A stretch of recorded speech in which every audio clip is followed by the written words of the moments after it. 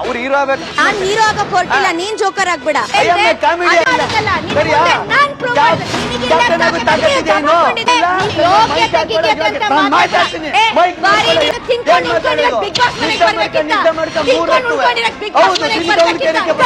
ಇವಾಗ ಗಿಲ್ಲಿ ಹೇಳಿರೋ ಮಾತು 100% ಸತ್ಯ. ಏಕೆ ಅಂದ್ರೆ ಹೌದು, ಅಶ್ವಿನಿ ಗೌಡ ತಾನು ಒಳ್ಳೆಯೊಳಗೋದಕ್ಕೋಸ್ಕರ ಅಥವಾ ತಾನು ಹೀರೋ ಅಂತ ತೋರಿಸ್ಕೊಳ್ಳೋಕ್ಕೋಸ್ಕರ ಎಷ್ಟೋ ಸಲ ತಾನೇ ಮಾಡಿರೋ ಜಗಳದಲ್ಲಿ ಎದುರುಗಡೆ ಇರೋರ್ನ ನೆಗೆಟಿವ್ ಆಗಿ ಪೋರ್ಟ್ರೇ ಮಾಡೋ ಪ್ರಯತ್ನ ಮಾಡ್ತಾ ಇದ್ರು ಅಂಡ್ ಮಾಡಿದ್ದಾರೆ ಕೂಡ. ಅದನ್ನ ನಾವು ಬಿಗ್ ಬಾಸ್ ಶುರುವಾದಾಗಿಂದ ನೋಡ್ತಾನೆ ಬಂದಿದ್ದೀವಿ. ಆದ್ರೆ ಈಗ ಗಿಲ್ಲಿ ಅದನ್ನ ಡೈರೆಕ್ಟ್ ಆಗಿ ಅಶ್ವಿನಿ ಗೌಡಗೆ ಹೇಳಿದ್ರೆ ಅದನ್ನ ಅಕ್ಸೆಪ್ಟ್ ಮಾಡ್ಕೊಳಕ್ ಆಗದೇನೆ ಗಿಲ್ಲಿ ವಿರುದ್ಧನೇ ವಾಯ್ಸ್ ನ ರೇಸ್ ಮಾಡಿ ಜಗಳ ಮಾಡ್ತಾ ಇದ್ದಾರೆ ಅಶ್ವಿನಿ ಗೌಡ ಅವರು. ಜೊತೆಗೆ ಆ ಒಂದು ಟಾಪಿಕ್ ನ ಡೈವರ್ಟ್ ಮಾಡೋದಕ್ಕೋಸ್ಕರ ಗಿಲ್ಲಿ ನಾನು ಹೀರೋನೇ ಬಟ್ ನೀನು ಜೋಕರ್ ಆಗ್ಬೇಡ ಅಂತ ಗಿಲ್ಲಿಗೆ ವ್ಯಂಗ್ಯವಾಗಿ ಮಾತಾಡ್ತಿದ್ದಾರೆ. ಇದು ಎಷ್ಟರ ಮಟ್ಟಿಗೆ ಸರಿ?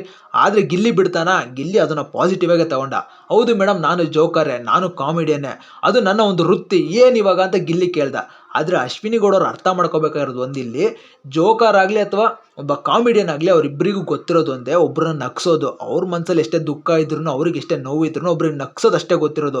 ಗಿಲ್ಲಿ ಬಿಗ್ ಬಾಸ್ ಶುರುವಾದಾಗಿಂದ ಇಲ್ಲಿಯವರೆಗೂ ಜನ ಹೊರಗಡೆ ನಗ್ತಾ ಇದ್ದಾರೆ ಅಂದ್ರೆ ಅದು ಗಿಲ್ಲಿಯಿಂದ ಅಷ್ಟೇ ಕಾರಣ, ಇನ್ನು ಯಾರಿಂದನಲ್ಲ. ಗಿಲ್ಲಿ ಒಬ್ಬನೇ ಅಷ್ಟೊಂದು ಒಂದು ಮನೋರಂಜನೆ ಕೊಡ್ತಾ ಇರೋದು.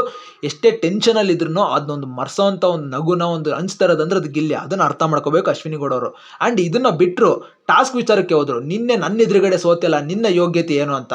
ಆದ್ರೆ ಒಂದು ಅರ್ಥ ಮಾಡ್ಕೋಬೇಕು ಇಲ್ಲಿ ಮತ್ತೆ ಅಶ್ವಿನಿ ಗೌಡ ಅವರು, ನಿನ್ನೆ ಗಿಲ್ಲಿಗೆ ಎಷ್ಟು ಫೇವರಿಸಮ್ ಆಯಿತು ಅಂದರೆ, ಧ್ರುವ ಅಂತೂ 10 ಸೆಕೆಂಡು ಪಾಸ್ ಕೊಟ್ಟ ಗಿಲ್ಲಿಗೆ ಅನಾವಶ್ಯಕವಾಗಿ. ಆ 10 ಸೆಕೆಂಡಲ್ಲೇ ಗಿಲ್ಲಿ 2 ಬಿಲ್ಲಿಯನ್ನ ತಗೊಂಬಂದು ಇಡ್ತಿದ್ದ. ಅಲ್ಲಿ ಧನುಷ್ಗೆ ಒಂದು ಪ್ಲಸ್ ಆಯಿತು. ಸೊ ಅದನ್ನು ಯಾರು ಹೇಳ್ತಾನೆ ಇಲ್ಲ, ಅಲ್ಲಿ ಫೇವರಿಸಮ್ ಆಗಿರೋದು.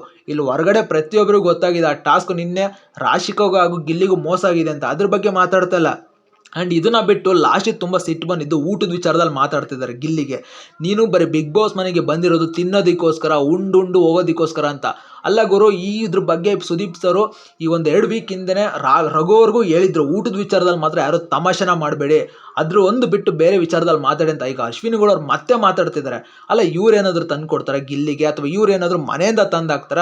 ಅವ್ನ ವಿಚಾರ ಏನಕ್ಕೆ ಗುರು? ಬೇರೆ ವಿಚಾರ ಮಾತಾಡಲಿ, ಬೇರೆ ಎಷ್ಟೋ ಇದ್ದಾವೆ. ಆದರೆ ಇವ್ರಿಗೇನು ಮಾತಾಡಕ್ಕೆ ಸಿಗಲ್ವಲ್ಲ ಗಿಲ್ಲಿ ಥರ, ಅದಕ್ಕೆ ಊಟದ ವಿಚಾರ ಮಾತಾಡ್ತಾರೆ. ಅದು ಗಿಲ್ಲಿ ಅದ್ರ ಬಗ್ಗೆನೂ ತಲೆನೇ ಕೆಡಿಸ್ಕೊಳ್ಳಲ್ಲ ಗುರು. ಯಾಕೆಂದ್ರೆ ಪಾಸಿಟಿವ್ ಆಗಿರ್ತಾನೆ, ಪಾಸಿಟಿವ್ ಆಗಿ ತಗೊಂಡಿದ್ದಾನೆ. ಹೌದು, ನಾನು ಉಂಡಿರೋದಕ್ಕೆ ಬಂದಿರೋದು. ಸೊ ಇದ್ರ ಬಗ್ಗೆ ಸುದೀಪ್ ಸರ್ ನಾಳಿನ ಒಂದು ಕಿಚ್ಚನ ಪಂಚಾಯತಿಯಲ್ಲಿ ಮಾತಾಡ್ತಾರೆ ಅಂತ ಅಂದ್ಕೊಂಡಿದ್ದೀನಿ. ಸೊ ಇಲ್ಲಿ ಅಶ್ವಿನಿ ಗೌಡ ಅವರು ಒಂದೊಂದ್ಸಲ ಚೆನ್ನಾಗಿರ್ತಾರೆ, ಒಂದೊಂದ್ಸಲ ಈ ರೇಂಜಿಗೆ ಜಗಳ ಮಾಡ್ತಾರೆ. ಅದು ಏನಂತ ಗೊತ್ತಾಗ್ತಿಲ್ಲ. ಯಾಕೆಂದ್ರೆ ಇದ್ದಂಗೆ ಹೇಳಿದ್ರೆ ಯಾರಿಗೂ ಆಗಲ್ಲ ಅಂತ ಅನ್ಸುತ್ತೆ.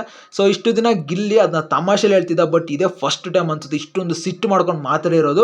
ಅದು ಇನ್ನೂ ಎಷ್ಟು ಒಂದು ತಾರಕಕ್ಕೆ ಹೋಗಿದೆ, ಅದು ಇನ್ನೂ ಎಷ್ಟು ಹೈ ಲೆವೆಲಲ್ಲಿ ಹೋಗಿದೆ ಅಂತ ನೋಡ್ಬೇಕು. ಎಪಿಸೋಡ್ ನೋಡಿದ್ರೆ ಗೊತ್ತಾಗೋದು ಅದು ಏನಾಗಿದೆ ಅಂತ.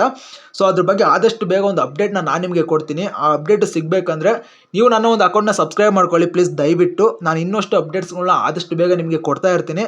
ಸೊ ಇನ್ನು ಯಾರೆಲ್ಲ ನನ್ನೊಂದು ಯೂಟ್ಯೂಬ್ ಚಾನಲ್ನ ಸಬ್ಸ್ಕ್ರೈಬ್ ಆಗಿಲ್ಲ ಇವಾಗಲೇ ಸಬ್ಸ್ಕ್ರೈಬ್ ಮಾಡ್ಕೊಂಡು ಈ ವಿಡಿಯೋಗೆ ಲೈಕ್ ಮಾಡಿ, ಶೇರ್ ಮಾಡಿ. ಮತ್ತೆ ಮುಂದಿನ ವಿಡಿಯೋದಲ್ಲಿ ಸಿಗೋಣ ಗಾಯ್ಸ್, ಬಾಯ್.